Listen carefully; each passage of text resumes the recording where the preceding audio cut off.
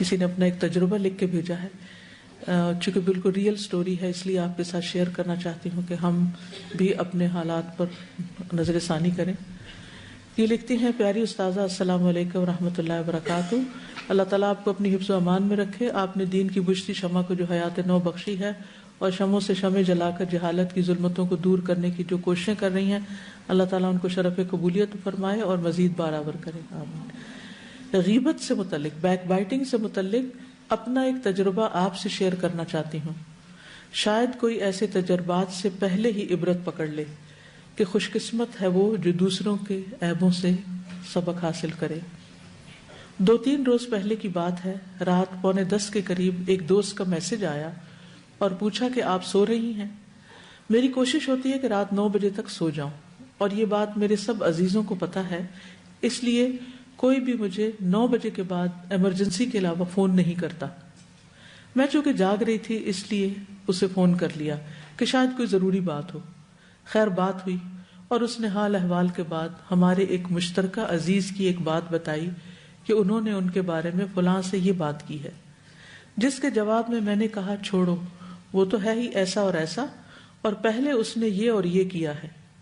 حالانکہ مجھے اس تیسرے شخص کے بارے میں کوئی بھی منفی بات کہنے کی ضرورت نہیں تھی، بلکہ ہونا تو یہ چاہیے تھا کہ میں دوست سے کہتی کہ کوئی غلط فہمی ہو گئی ہوگی یا کوئی اور اچھی بات کر دیتی۔ مجھے یہ بات زیب نہیں دیتی اور میری خود سے توقع بھی نہیں تھی کہ میں کسی کے بارے میں کوئی ایسی بات کر سکتی ہوں، یعنی سب اچانک ان کے منہ سے نکل گیا۔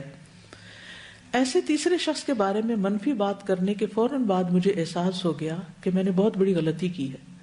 میرا ان سے کیا لینا دینا، لیکن تیر کمان سے نکل چکا تھا۔ اس وقت میں اتنا ہی کر سکتی تھی کہ دل میں ندامت ہوئی اور دوست سے کہا اب چھوڑو اور یہ بات آگے کسی کو نہ بتانا۔ میرے وطر رہتے تھے، وہ پڑھنے کے لیے کھڑی تو اللہ سے بہت شرم آئی کہ میں نے لیٹ سو کر اور فون کر کے کیا پایا، سونے سے پہلے بلا وجہ کسی کے بارے میں اتنی خراب بات کر دی۔ اپنے لیے اور جس کی غیبت کی تھی اس کے لیے مغفرت کی دعا کرتی رہی، ساری رات بے چینی سے گزاری۔ اگلے دن بھی اس بات کا قلق رہا۔ دوسری رات خواب میں ایک بڑے فریج میں گوشت دیکھا، وہ سب انسانی گوشت تھا، ایک پوری باڈی بھی تھی، اور فریج کھول کر میں سوچتی ہوں کیا پکانا چاہیے یا کیا کھانا چاہیے۔ ساتھ ہی ایک ٹوکا لے کر مکمل باڈی سے ایک بازو کاٹنے لگتی ہوں کہ آج ایک بازو ہی کافی ہے۔ بازو کاٹنے کے لیے ہاتھ کے پاس سے ٹوکے سے ضرب لگاتی ہوں تو باڈی سے ایسی سرسراہٹ ہوتی ہے جیسے اسے درد ہوئی ہے۔ دوبارہ ضرب لگاتی ہوں تو وہ درد کی شدت کو اور محسوس کرتی ہے اور ہلتی ہے۔ میں جلدی جلدی کندھے تک ٹوکے کے وار کرتی ہوں تو باڈی غراتی ہوئی لیٹے لیٹے چلنا شروع کر دیتی ہے اور غصے سے میری طرف بڑھتی ہے۔ میں ڈر کے بھاگتی ہوں اور وہ غراتی ہوئی تیزی سے رینگتی ہوئی میری طرف بڑھتی ہے، اور میں ایک کمرے میں گھس کر اندھے سے چٹکنی لگا لیتی ہوں اور ساتھ ہی میری آنکھ کھل جاتی ہے۔ اس وقت صبح کے 3:30 بجے تھے۔ میں نے توبہ اور استغفار کی، لگ رہا تھا منہ میں انسانی گوشت کا ذائقہ اور خون ہے، کلی کی اور اللہ تعالیٰ سے معافی مانگی۔ یا ایھا الذین آمنوا اجتنبوا کثیرا من الظن ان بعض الظن اثم ولا تجسسوا ولا یغتب بعضکم بعضا ایحب احدکم ان یأکل لحم اخیہ میتا فکرہتموہ واتقوا اللہ ان اللہ تواب الرحیم۔ اللہ تعالیٰ ہمیں غیبت جیسے کریہ اور کبیرہ گناہ سے بچنے کی توفیق عطا فرمائے، آمین۔ عام طور پر ہم خود نہ بھی شروع کریں تو ایسی سچویشنز ہو جاتی ہیں، آپ نماز پڑھنے کھڑے، آدھی نماز پڑھی، آدھی نماز کے بیچ میں کسی کا فون آ جاتا ہے، آپ سوچتے ہیں اچھا چلو کوئی کسی کا مسئلہ ہوگا حل کر دیں، اور اتنے میں اچانک نہ چاہتے ہوئے بھی منہ سے کیسی کیسی باتیں نکلنے لگتی ہیں کسی کے بارے میں۔ تو ایسے تمام مواقع پر بھی محتاط رہنے کی ضرورت ہے۔ جب کوئی کسی کے بارے میں بات کرے تو کوشش کریں کہ اس کا دفاع کریں یا پھر کسی بھی طرح موضوع کو بدلنے کی کوشش کریں، کیونکہ یہ سب کچھ ہمارے اپنے ہی حق میں بہتر نہیں۔ کوئی کچھ کہنا چاہتا ہے؟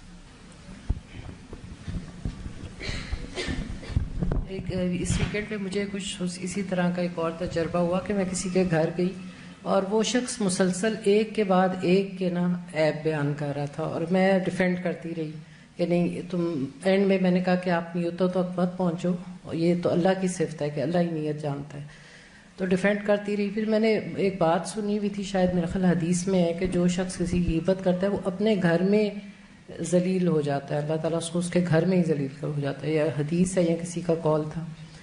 تو پھر یہی ہوا کہ کوئی شخص آیا یعنی جو باہر سے کسی کی برائیوں کے پیچھے پڑتا ہے جی. تو وہ مسلسل میں کچھ عرصہ مطلب پورا دن اسی طرح ہی گزرا کہ میں ڈیفینڈ کرتی رہی، اور وہ شخص کسی کی برائی کرتا رہا اور میں ڈیفینڈ کرتی رہی. اور پھر کیا ہوا کہ کوئی ایک شخص باہر سے آیا اور سب ہم بیٹھے ہوئے تھے کمرے میں، اور اس شخص کو اتنا ذلیل کیا کہ میں آپ کو بتا نہیں سکتی. کیونکہ ہر عمل کا ایک ایکشن کا ری ایکشن ہوتا ہے. جی آپ کچھ کہہ رہے ہیں؟ السلام علیکم استاذہ. ایک تو یہ واقعہ جو آپ نے بتایا، میں یہ سوچ رہی تھی کہ ہم لوگ اپنی زندگیوں میں اتنی باتیں کر دیتے ہیں، اتنی بڑی بڑی باتیں کر دیتے ہیں، اور ان کا خاتون کو تو فوراً سے احساس ہو گیا تھا. ساری رات وہ بے چین رہی ہیں، نماز میں انہوں نے توبہ کی ہے، اور اس کے باوجود اگلی رات انہوں نے یہ خواب دیکھا ہے. تو ہم لوگ اتنی بڑی بڑی باتیں کر جاتے ہیں اور ہمیں احساس بھی نہیں ہوتا، اور ہمیں کبھی کوئی اس طرح کا خواب آتا بھی نہیں ہے. تو میں سوچی تھی اس کی وجہ کیا ہے کہ ہم لوگ اتنے بڑے گناہ کر کے بھی ہمیں احساس نہیں ہوتا، اور ان کو ایک ندامت کے باوجود اتنا جو ہے وہ عبرتناک خواب دکھایا گیا ہے، ایک خوفناک صورتحال ایک ان کو زیادہ احساس دلانے کے لیے. تو میرے ذہن میں آیا تھا کہ وہ ویسے ہی اتنی زیادہ کانشیس تھیں اللہ تعالیٰ کے خوف سے کہ فوراً نادم بھی ہو رہی ہیں، غلطی سے نکل آیا، ان کو خود سے بھی یہ بات کی توقع نہیں تھی کہ میں ایسا کروں گی. تو وہ جتنا زیادہ اللہ تعالیٰ سے خوف ویسے ہی ان کے دل میں تھا، اتنا ہی اللہ تعالیٰ نے ان کو اور زیادہ جو ہے وہ کانشیس کر دیا کہ نیکسٹ ٹائم اتنا بھی نہ ہو. تو اب ہم لوگ اپنی اصلاح کے لیے اگر بات کریں تو ہمارے پاس اس طرح کے کوئی اشارے بھی نہیں آتے کہ ہم اور خوف زدہ ہوں. تو یہی بات کتنی خوفناک ہے کہ ہمیں تو اس طرح سے بھی کوئی، ہم یعنی کہ اتنا دور ہیں اللہ تعالیٰ سے کہ ہمیں اپنی غلطی نہ دکھائی جاتی ہے نہ اس کی اصلاح پھر ہم سے ہوتی ہے.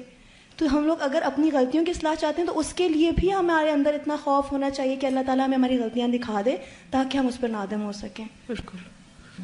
یعنی بعض اوقات یہ ہوتا ہے کہ آپ کو کسی کا مسئلہ سننا پڑتا ہے، حل کرنا پڑتا ہے، لیکن یہ نہیں کہ آپ اس کے ساتھ مل جائیں اور آپ بھی ساتھ ایڈیشن شروع کر دیں کہ ہاں وہ ایسا ہی ہے.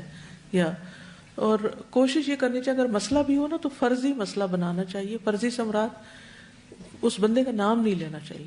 یہ کہنا چاہیے کہ اگر مثلا آپ کو کسی شکایت ہے اور آپ کسی سے مسئلہ کا حل پوچھنا چاہتے ہیں کہ کسی شخص نے مجھ سے میرے ساتھ ایسا کیا ہے تو مجھے کیا کرنا چاہیے، یعنی بجائے اس کے کہ نام لے کے اور اس کو ذلیل کیا جائے، اگر صرف مسئلہ کا ذکر کیا جائے تو وہ زیادہ بہتر صورت ہے.